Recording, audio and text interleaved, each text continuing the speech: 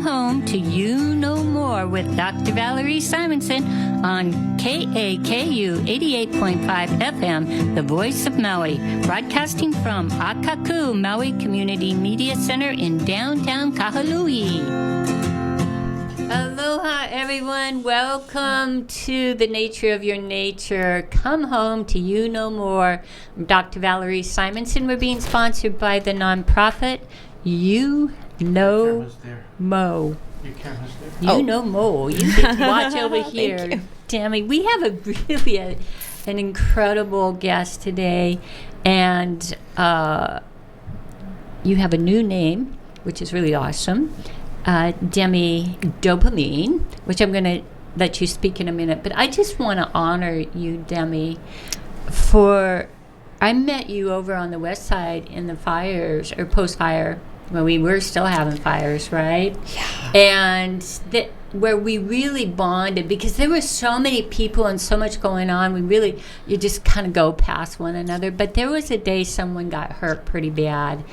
And I'm on the ground, you're on the ground, and there's a nurse practitioner, Nakima, was on the ground, and she had an IV in that person in seconds, right? And you and I are trying to stabilize the neck and the head and all of that.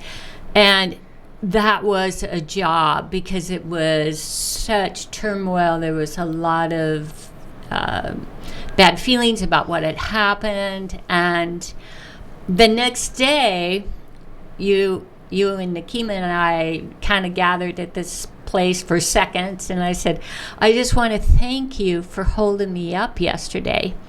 And you said to me, I leaned on you. You held me up.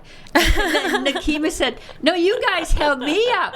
And I'm like, oh my gosh, we were three women on the ground, literally on the ground, holding one another up. So I will never forget that, Demi. And I'm just so grateful that you're here. Tell us a little bit, Demi Dopamine. What is that dopamine thing? It's just a term that I use to express myself as an artist, my artist name. Oh, so, you're an artist, and you've been doing poetry I was first published when I was 10 years old. 10 years old. Yeah. Can you think about that? You're 10 years old and you're getting published. I mean, come on. Really? 10? What did you write about? Do you remember? I was in an earthquake, 8.0 earthquake. What? Yeah, when I was in school. So I wrote a poem about it. I thought nothing of it, but my teachers were like, oh my gosh, this is amazing. So Where were you? Alaska? This was in Seattle. Oh, no. Not Seattle, but Lacey, Washington, I believe. Yeah. Wow, that's huge. Yeah. And you wrote a poem about it, about your feelings or whatever. An experience in the classroom. What did you call it? Do you remember what it was called? I don't even remember. Well, yeah, some things it's just best to forget, right? But then you've always been a poet, but also you come from a family of musicians as well, right? Yes, lots of music, lots of theater.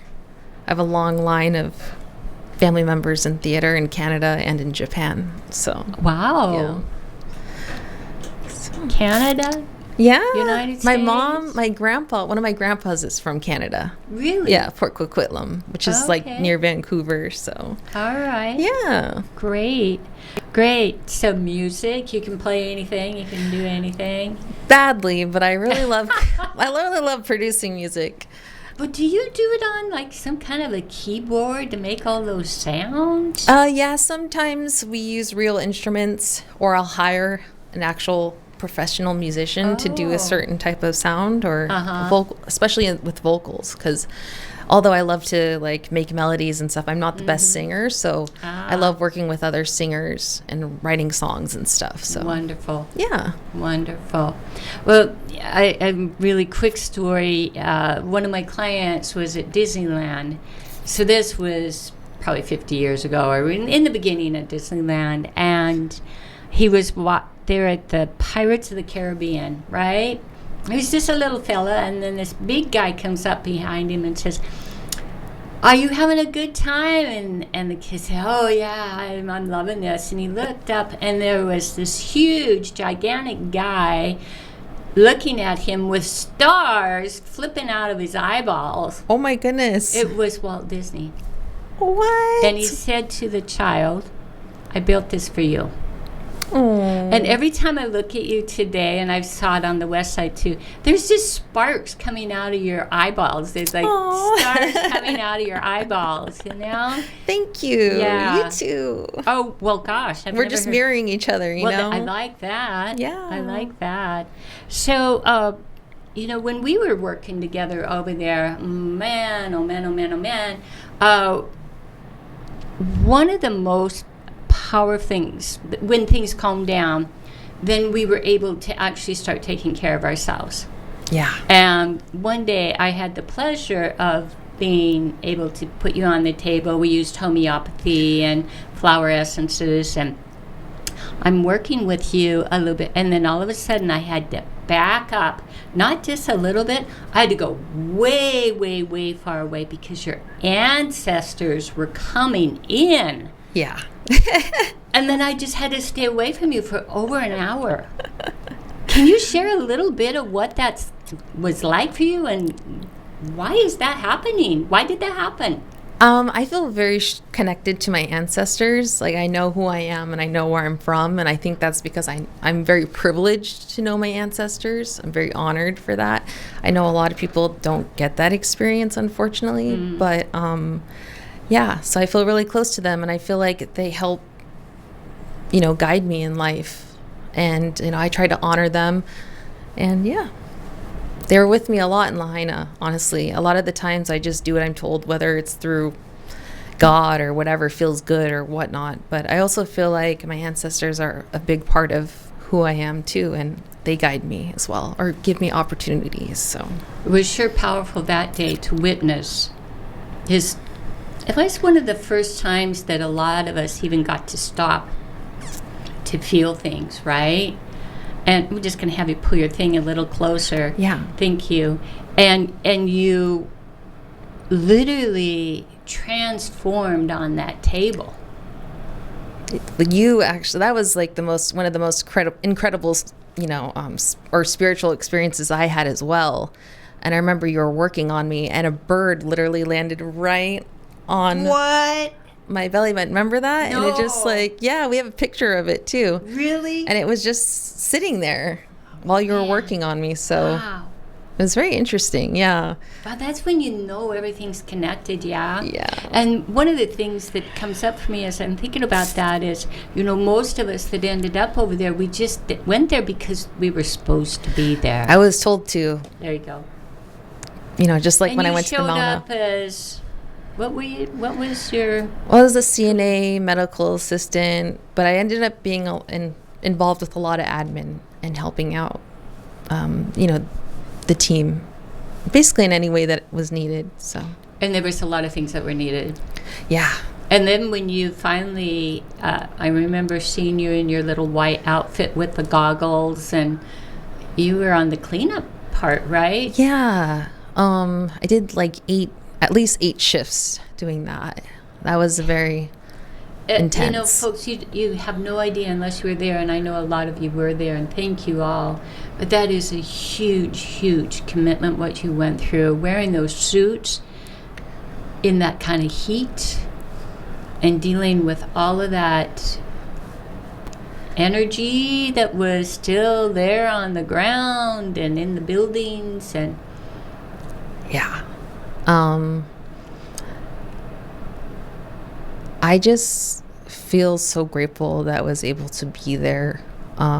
It was really challenging, and I did have to go through my own healing. But it's really an honor to be there for people in some of their darkest moments. Just like I have such a huge love and respect for hospice nurses. Oh, no kidding. Yeah. Just like, if I can do it, and some people just have a different capacity for helping others and stuff. Right. So, yeah. Well, you certainly showed up.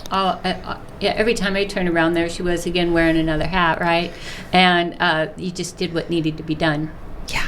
And then we did a special project together. My friend Marissa blanket on her last name. Anyway, from LA called and said, could you plant something over in Lahaina? She was doing a international program, right?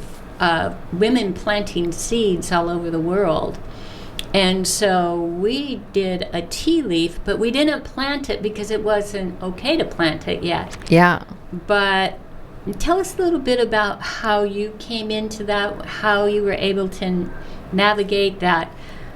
Oh my gosh, I'm planting seeds here.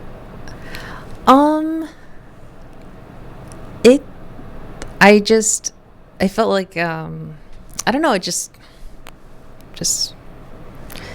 felt like just what I did for that art exhibit was just genuine at the moment and what I felt in my heart. I think I said planting seeds of hope or something like that. It was. Yeah. I think the title of our project was Here's Hope or something like that. That's gone internationally a number of times. Wow. And that's beautiful. But the one thing that I remember, now, any of you that were over on the west side or up country either, or anybody that's ever been in fires, you just usually look like, like, oh my God, I don't know, we just had to cut my hair a number of times because the dreadlocks were so bad, right? Yeah. But I remember we were going to film and you said, I think we did start it, and you said, nope, I need to break because I need to go put on makeup and do my hair. There you go. I wore makeup a lot of the times I was over on the west side because I associate red lipstick and makeup as my war paint, as a native person.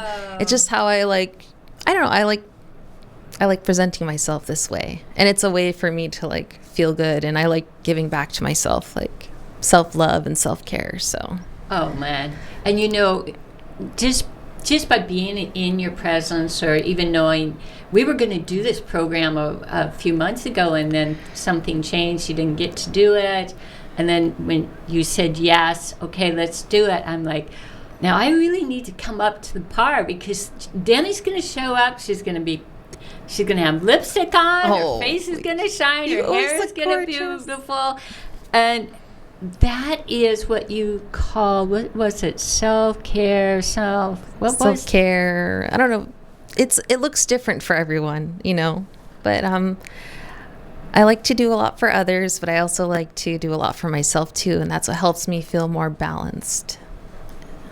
Yeah. And as a leader in the world, any of you out there, and you're all leaders, taking care of yourself and saying, you know what, I need to take a break here because I need to go to the bathroom, I need to go potty, and two, I'm going to go put some lipstick on. Or self-regulate, Or self-regulate. Even, I need to go lay on the floor for 30 minutes, but you don't need to tell people that. You're just I'll be right back, I got to go do something, Yeah, there was one day, there was a little boy on the pavement, and of course I went over because I thought for sure they were damaged, something had happened, and the parent says, this is just what he does once in a while. Aww. And I went, he knew. Kids know, man. He just needed to lay on the ground. So I made sure everybody backed up, give the child plenty of space. He was there. We had water for him when he got up. He already knew. Animals know to do that, and we need to remember to do that. Just stop. Yeah. Even if it's for a minute, right? People always ask me how I'm so productive. I prioritize work a lot, but also I honor the flow of things, what I want to do, and then the energy just naturally goes there, and I get it done immediately, or resting a lot. So if I do get tired and it's only 10 or 2 o'clock, then just lay down for 30 minutes and then see how that just rejuvenates your soul. That's amazing. Yeah, I don't know, you give yourself permission to do that. Yeah. Where I was raised, if you have a condition, you can do that. So okay, you break your leg and you get a day off, right? Yeah. So you are preventing it from happening, a crisis. Yeah. By taking those few moments for yourself, right? Which I learned in therapy. therapy. Been doing the work for about 5 years now, which is, it's been good stuff. Yeah. Very, very grateful for therapy and mental health and all that. So I think it's really important. I want to come back to your creativity in a minute, but I want to go Native American? Native American. Yeah. Tell us more about your bloodline. Okay, so I'm a quarter Native American, a quarter Filipino, a quarter Japanese, and a quarter mixed with Caucasian. Yeah. That's right. I remember roughly, it was that whole big mix. Yeah. Yeah. And where are your Native American family? They were from a reservation in Oklahoma, but they were actually moved there in the Trail of Tears, like my family, so they say. So I don't know exactly which tribe we are, but literally they're registered in the Cherokee Nation. So, yeah. And my great-grandmother and my grandpa both went to residential schools. So we're talking about resiliency here. And we're talking about ancestors. Like, you know, all of us, and whether you're Irish or what, we come from resilient bloodlines, you know, that have made it through so much. Yeah. And I think I'm part of the 10% that survived, you know, so yeah. Wow. Resilience. Yeah. And that's not something that we get so much as we remember. Yeah. That this is just who I am. Yeah. Right? I come from a lot of strong women in my family. Ooh, my grandma was like the matriarch, and she raised me. So my mom's also very strong too. So I love strong women. I love strong people in general, but especially strong women. Yeah. Yeah, and you do a lot of outreach with people in your business, which I'm going to talk a little bit about that right now. And then I want to talk about you. You're a mentor for women just by showing up, and you have a few nuggets of gold to say. But you brought in your grandma's hot sauce. Yeah. What is this all about? Yeah, it's a family recipe, and it's like originally a Hawaiian chili pepper recipe, so a chili pepper water. And then so what I did is I just cooked it down and then blended it into a hot sauce. So yeah, it's really tasty. I only make it because people ask me for it all the time. So after like many years, I finally made a label and started selling it. And yeah, I just feel so grateful to make something that people love. So. And what does it mean? Yeah. Kitsune, it's like a fox. And I wanted to make sure that it was a name that was culturally appropriate. Like I didn't want to use like a Hawaiian name or anything like that because I'm not native Hawaiian. So I am Japanese though, and like I really relate to the kitsune, the mystical fox or foxes. There's different types. So, okay. Yeah. Wow. So that's one thing that you do with food. And I remember you being an advocate for really good food we were at Honokawai Park, or that's where I spent most of my time and saw you. You were a big advocate for good food being served there. Yeah, it's so funny because like I think the trauma, I like black out on certain things. Sometimes I don't even remember people that we've served with for like 3 months straight. Yeah. Sometimes, unfortunately, it's just weird how that happens. But I guess I was. But I do know that like I was really called to like in situations la'au. So I do know that part, and I was so grateful that we had the healers who we tend with ki and Auntie Aka. Yeah. In addition to Auntie Noilani, you know what I mean? It's just, and you, of course. Oh my goodness, just so many incredible. It was amazing. People serving with us. Yeah, and when I finally had phone service, I told my friend, I think I'm grieving, and then I went, no, I'm in awe, because when I landed there, we didn't even really communicate because we didn't need to. We just all knew. And someone would come, like someone came to me, this is what I could do, and then I'd make eye contact with you or someone else, and then you do what you did. It was a musical. Triage was insane, yeah. It was a musical. It was amazing how many people we were able to serve. Thousands. Every day. Without even, and it's just like things that we needed, like dialysis or anything, just happened, you know? No. It's like we all just made it happen together, you know, and It was community. It was really was. literally the community. Yeah. I'll just say that. Like Yeah. all the people here on Maui, on the front lines, solid. Yeah. Everybody it brought out the best in people.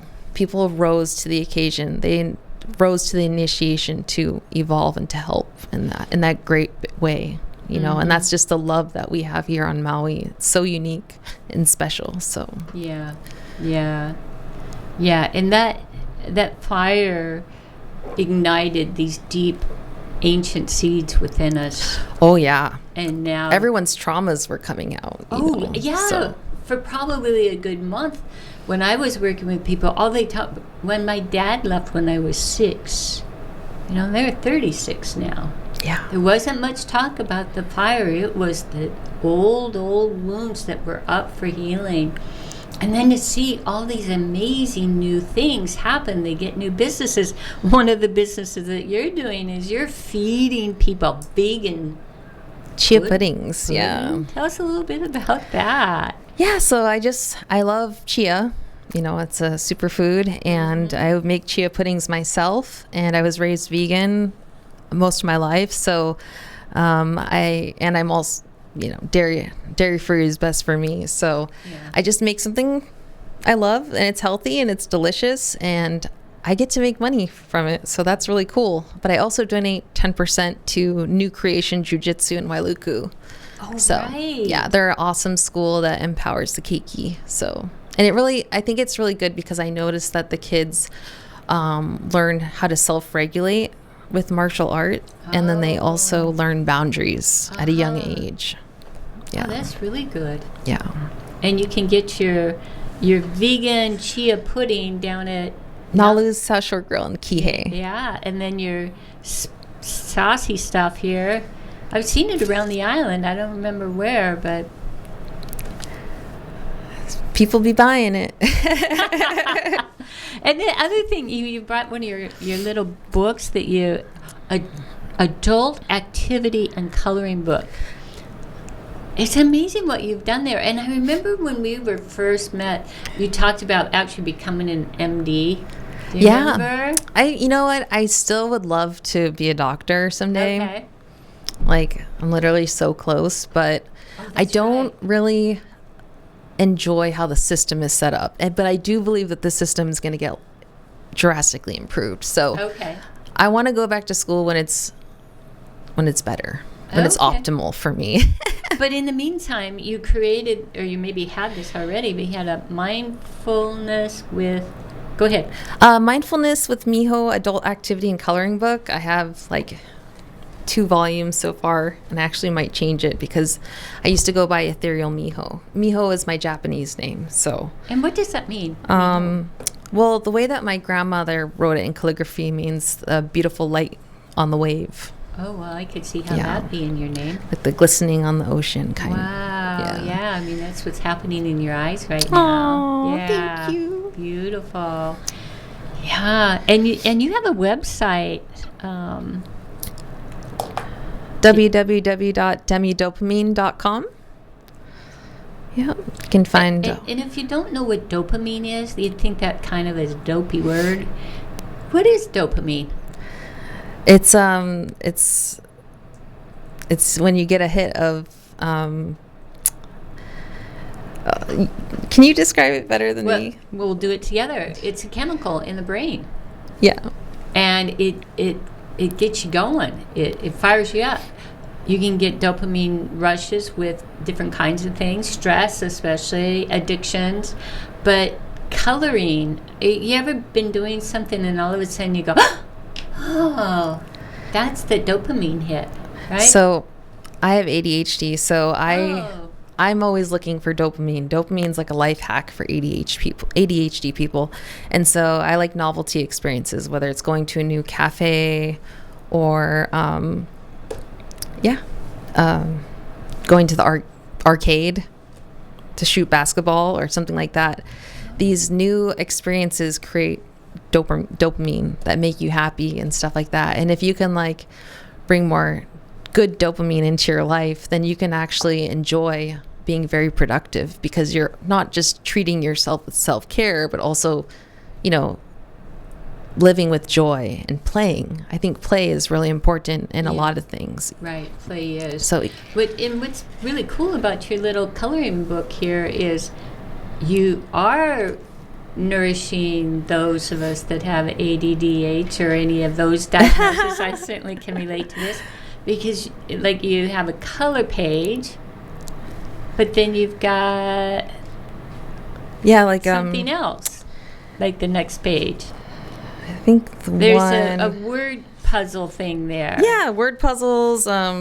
See, when you have this kind of condition, folks, this is the kind of thing that really helps. If you try to sit down and read a book that's 300 pages and you've got this condition where your brain is going, brilliant, brilliant, brilliant, I'm brilliant, I got that, let me move on to something else. This is the kind this kind of thing is really good for your brain, because it gives you those options to change. What did you call that?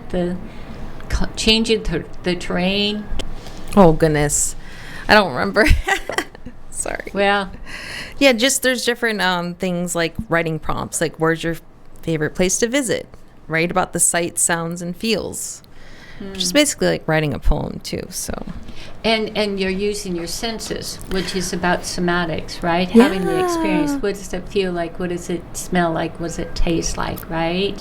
Which is what we call trauma-informed care now. It's the big buzzword, right? Yeah. Yeah. So I'm going to bring it back around to poetry, though. Yes. You just wrote a really beautiful piece for your beloved puppy. Oh, yeah. My dog's son. He was 15 years old and he just passed away recently, unfortunately. So grief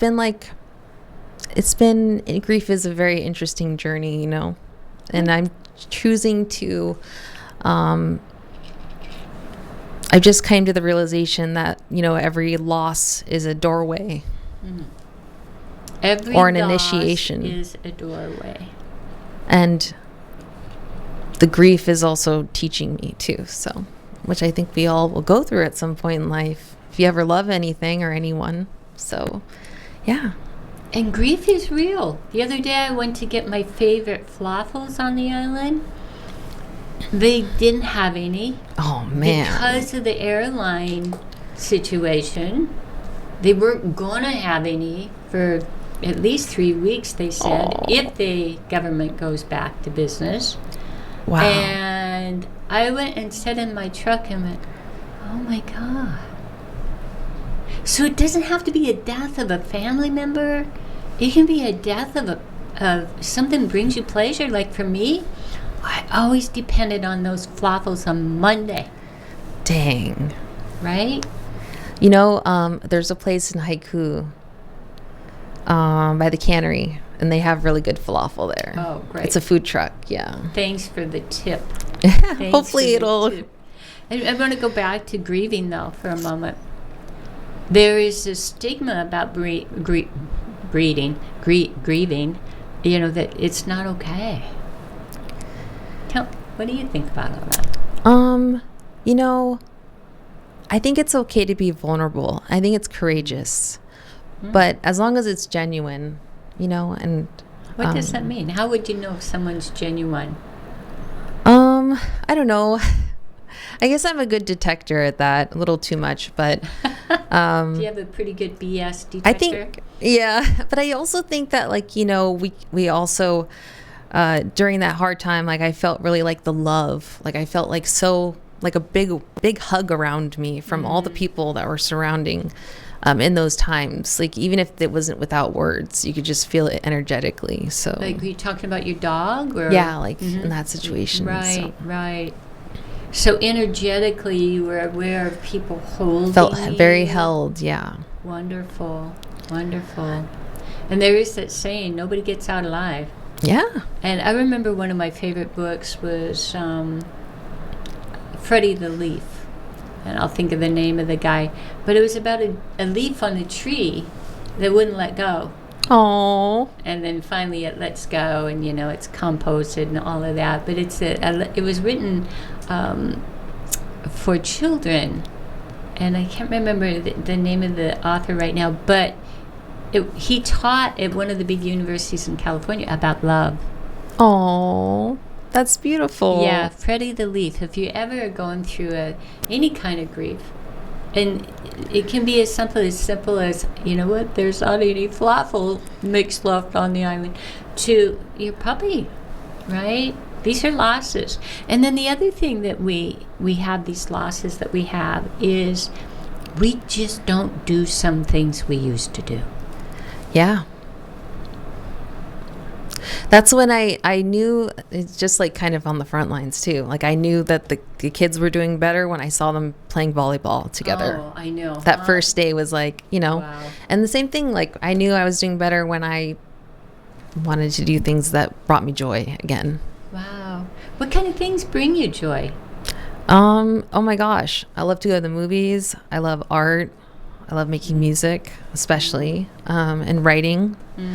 And yeah, and even, you know what? I'm not ashamed to say it. I love like arcade games. You know what I mean? Like shooting basketball and racing cars or whatever. Like I think it's like, for me, it's very important to make the mundane whimsical, and to have fun and bring joy, And that's even how it is when people practice martial arts, It's supposed to be about play, especially for children. Really? Yeah, you don't even realize that you're doing something really harmful because it's just very fun. Mm-hmm. And that's when there's less injuries and stuff like that. So. Right. Play, it's so important. I'm going to bring in another P word, and that is pleasure.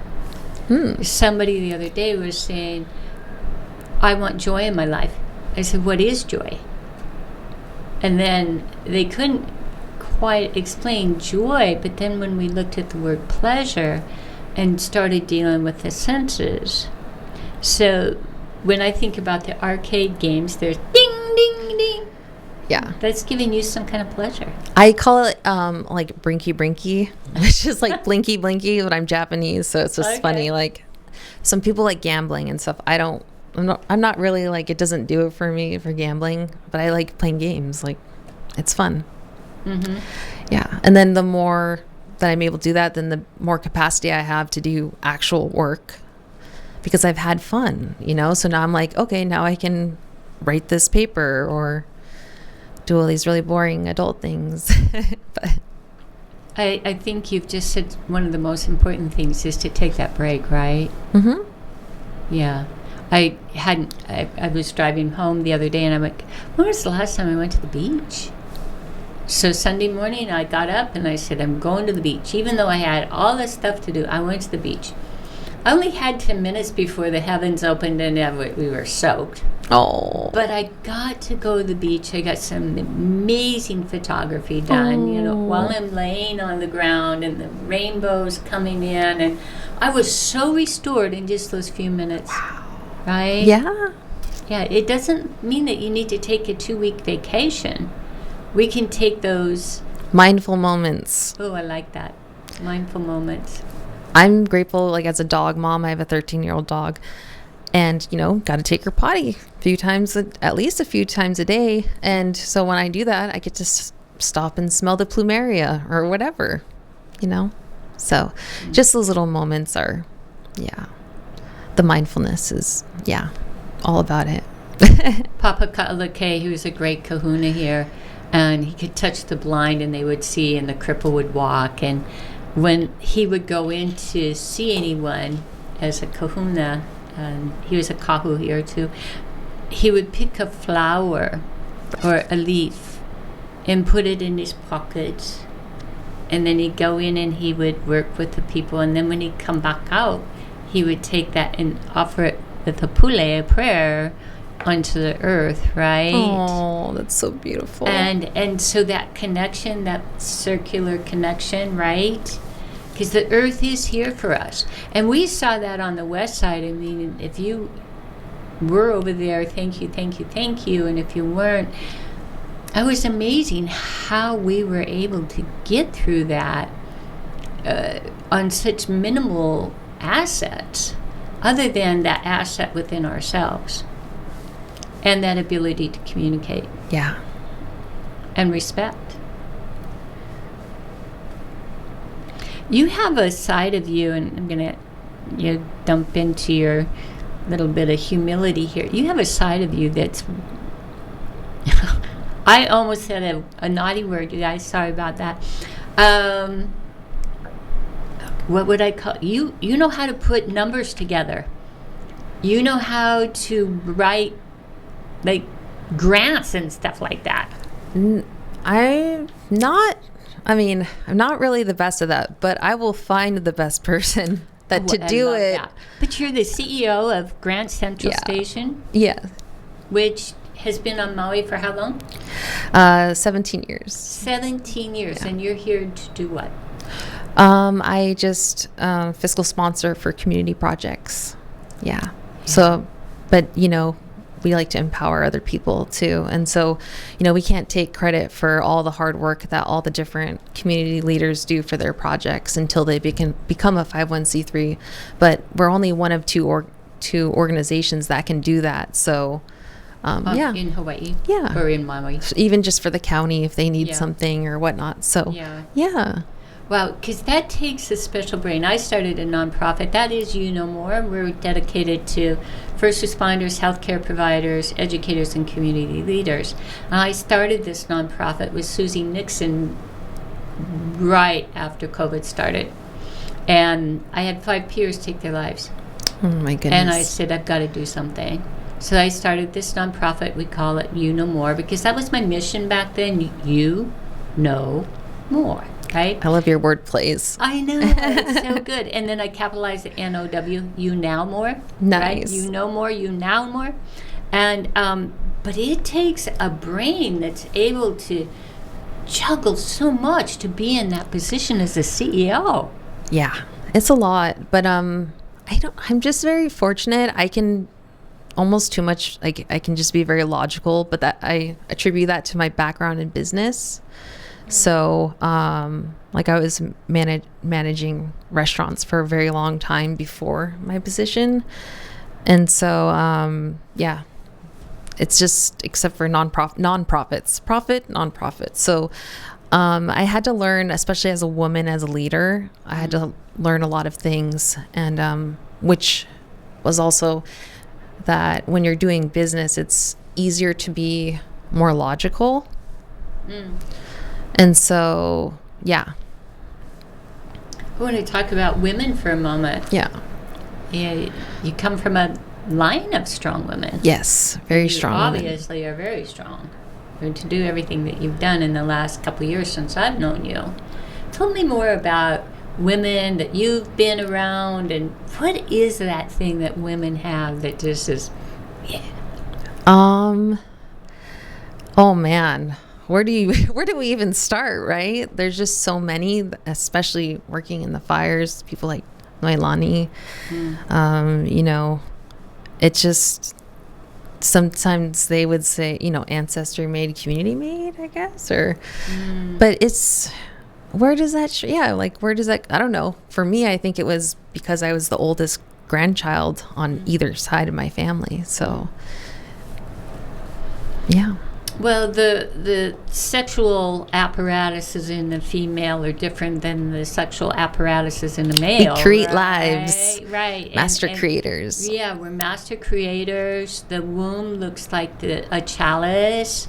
So the feminine, which you used that word earlier, I wrote it down somewhere. Something about the divine feminine, right? That I just feel like I'm very in touch with my divine feminine. I want to hear more about that. So I love being a woman. I would choose being a woman in any lifetime. I think it's very powerful. I feel very empowered by being a woman. See, that's why I have her on the show, ladies and gentlemen, because I want to learn what she has. Tell me more. Oh, man. Like I said before, like women create lives. We're master creators. Yeah. And, I think there's definitely a power in being a woman. Yeah. And so in this political climate right now, what do you have for words of advice for women that maybe aren't being so fortunate at this time? Oh my goodness. How can you reword that question again? Because that can mean a lot of different things in my brain. It can mean anything that you want it to. Yeah. But think about right now, I can think of 12 women that I know of that are going through a tough time. They're not getting paid as much as a man. They're disrespected because they are a woman, blah, blah, blah, blah, blah. Oh my goodness. There's so many different things that you can learn to help in those situations. Well, for pay, I just never had a problem asking for more money than what they're offering me. Now, how did you get that? I just know my worth, and I value myself. How did you get your value? How did you understand your value? I think in some ways, when people try to tell you who you are or whatnot, you really know, like, no, this is who I am, you know? And sometimes that happens when you're devalued. But yeah, I think more women should ask for more. Yeah. If you're applying for a job and they're offering $15, I need every woman to ask for $15.50. $15.50, I love it. Just kidding. Well, let's go. Well, that's what I've been doing since I was like 13 years old, you know. Wow. So you learned some form of negotiating your value, right? You come from strong women, but for those of us that didn't have that, you know, where we're still figuring it out, like, yeah, I'm worth, or I don't like the word worth. I don't use that anymore, but I go back to value. Yeah. Right? Is our value. And no one else out there is going to give you that. That has to come from within. You have to respect yourself, you know. There's just so much. But it's all part, because if you were to ask me 10 years ago about any of this stuff, I would have a completely different answering and understanding. And I'm only 36, so I don't want to act like I know everything. I'm just kind of at a point where, yeah, I'm learning, and the onion is growing, so. You're at 36, which in numerology is 9. Ooh. And 9 is about completion. And if we look at the number 9, from the heavens down to the earth.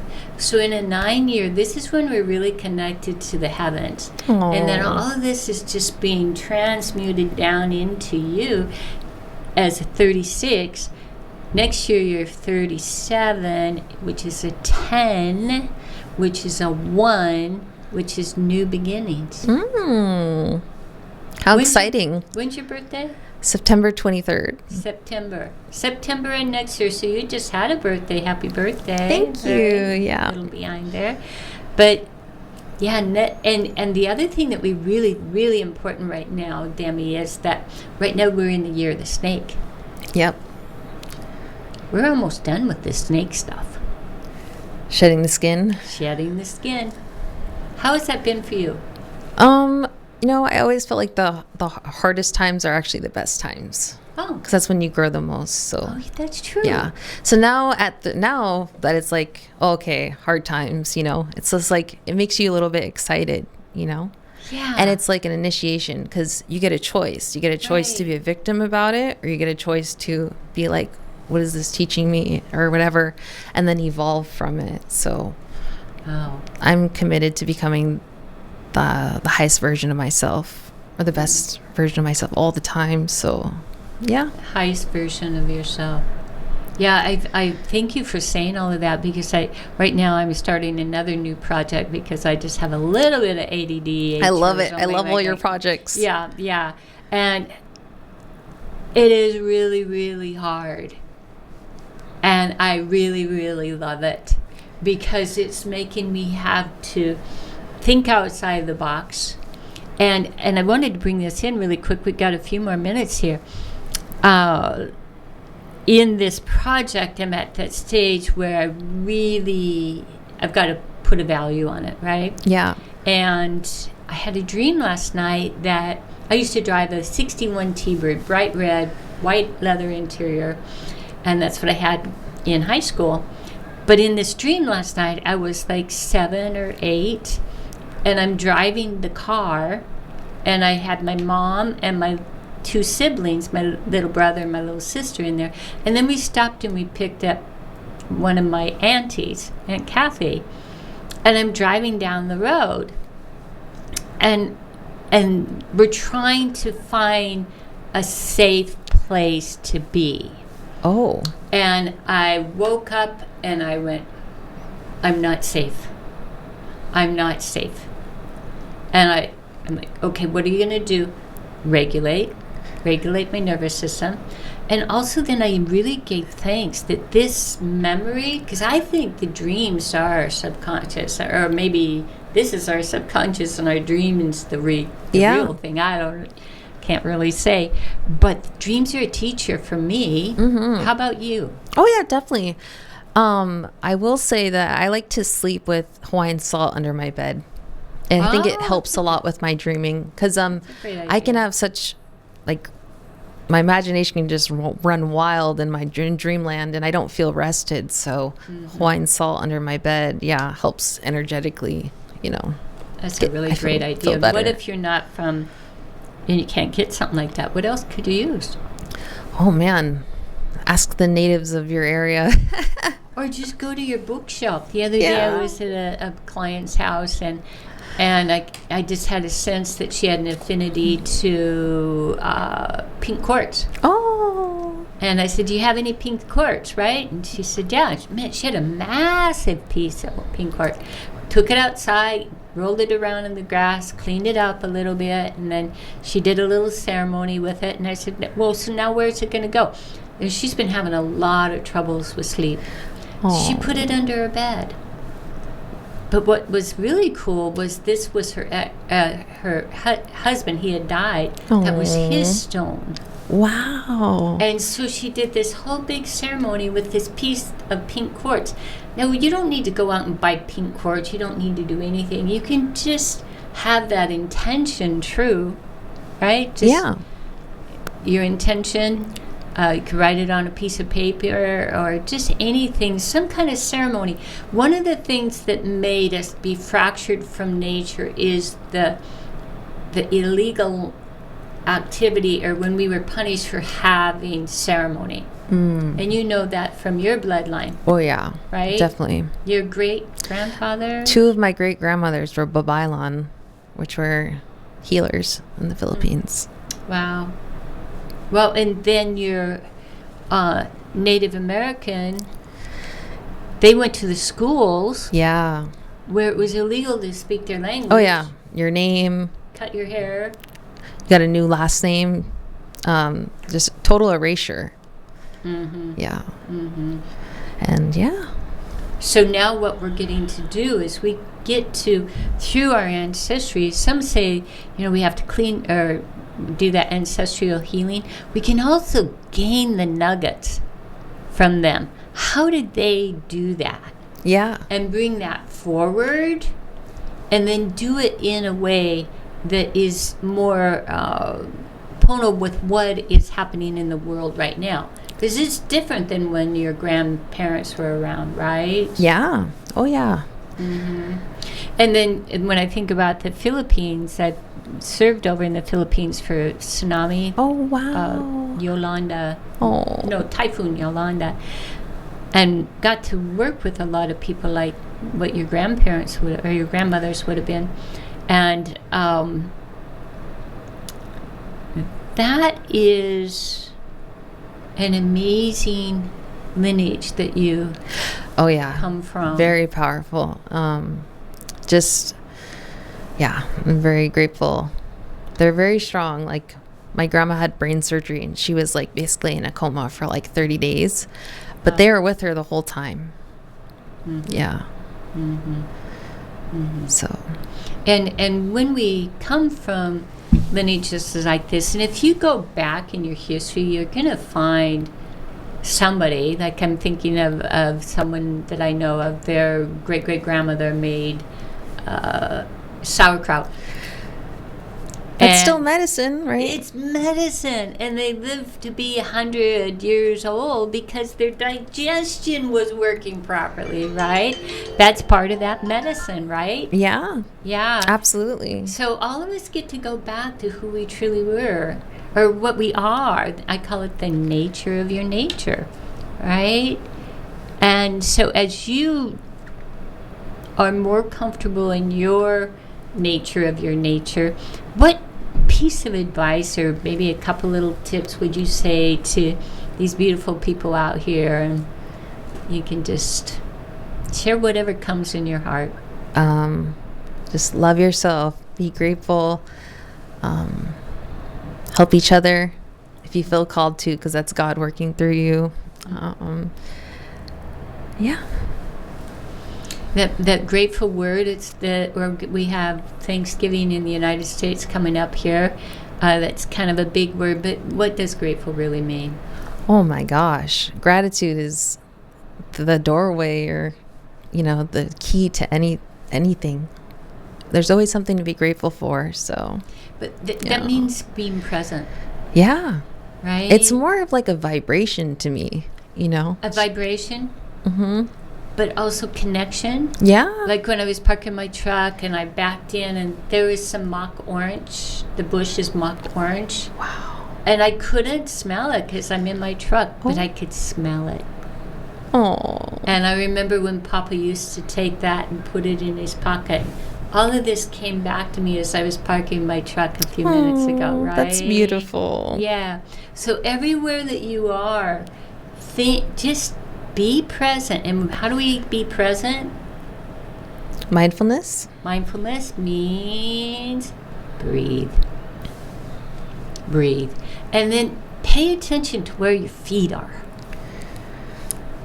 This morning I was trying to get all these things done, and I've got so much to do and all of this stuff, and I'm moving faster and faster, and then I kind of skipped a little beat in my walking, and I'm like, stop, slow down, pay attention to what was around me.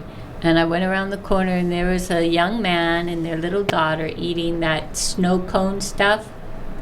I went, wow, isn't that beautiful to be able to see that? It's so important to live with that mindset of gratitude, enjoying the moments. Mm-hmm. And that bring in that level of awe that comes with all of this. Yeah. Yeah. Yeah. And to dance with that and sing with that. And so I'm going to go back to your website is www.demidopamine.com. Yeah. So basically dopamine means it makes you feel good. Who wouldn't want to do some of that, right? So demidopamine.com.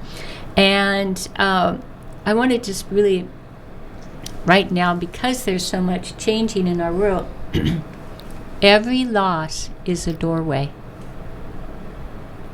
Every loss is a doorway. And we cannot wear the same shoes that we did 10 years ago. You have to get new shoes once in a while. Yeah. That's the doorway. And we're all walking in this new territory that's questionable. It can be scary. What would you tell somebody that you saw that was, I'm not too sure about this? Well, you can never lose hope, because tomorrow's always another day. How do you know that? You just have to. It's greater than the ladder. You get a choice. We do have choices, don't we? Mm-hmm.